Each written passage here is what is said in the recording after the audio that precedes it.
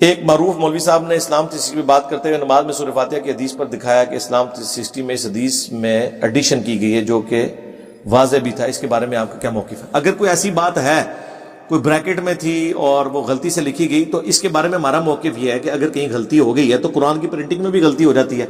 میں نے اسلام 360 والے جو زائد چیپا بھائی ہیں انہیں اپنے ساتھ بٹھا کے پوری ویڈیو ریکارڈ کروائی تھی کہ اللہ کے بندوں غلطی تو کسی بندے سے بھی ہو سکتی ہے.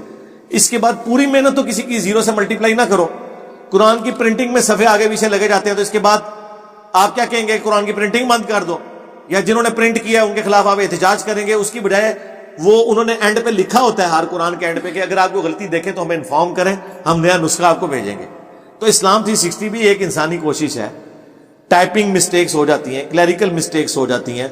بعض اوقات کوئی چیز بریکٹ میں لکھی ہوتی ہے، بریکٹ اڑ جاتی ہے ٹائپ کرنے کے دوران، تو آپ غلطی ہائی لائٹ کریں. اس کی وجہ سے پورے کا پورا کام کدھر ختم ہو گیا. اگر یہ کریں گے تو میں دیوبندی بریلوی اہل حدیث کے پرانے بزرگوں سے بھی دکھاؤں گا کہ انہوں نے حدیثوں کے حوالے ہی غلط لکھے ہوئے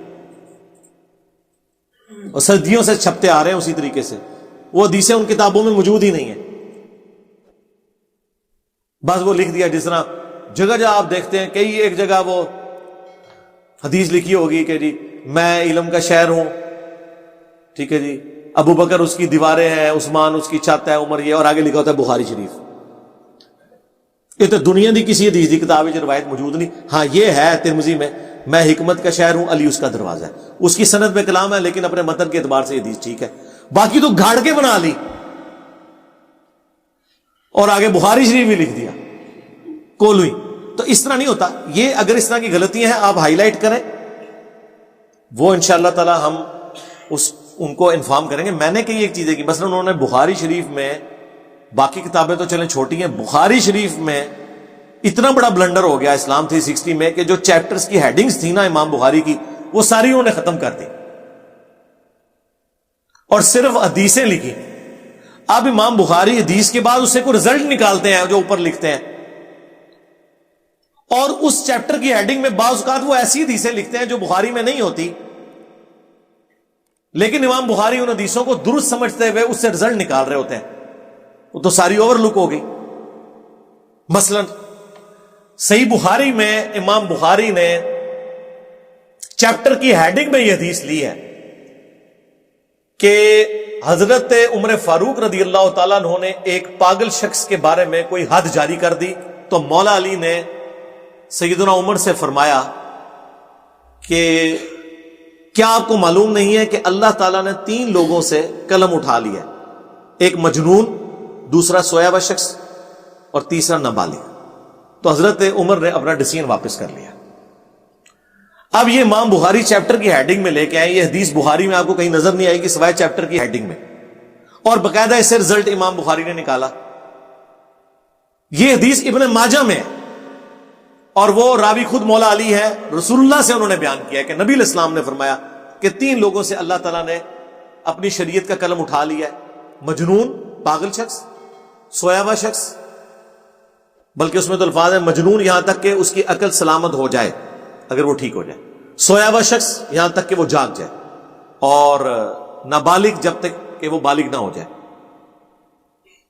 لیکن بخاری میں یہ حدیث موجود نہیں ہے، لیکن امام بخاری نے ایک چیپٹر کی ہیڈنگ میں حضرت علی سے یہ روایت لے کر ایک رزلٹ نکالا ہے. اب جب چیپٹر اڑے تو یہ نکل گئی بیچ میں سے. اب مجھے بتائیں یہ کتنا بڑا نقصان ہو گیا. اس طرح کی درجنوں مثالیں ہیں کہ امام بخاری چیپٹر کی ہیڈنگ میں کوئی چیز لے کے آتے ہیں. جیسے بخاری میں حدیث ہے، ابن مسعود کہتے ہیں کہ نبی علیہ السلام نے نماز کا تشہد مجھے اس طرح تعلیم فرمایا کہ میرا دایاں ہاتھ حضور کے دونوں ہاتھوں کے درمیان تھا.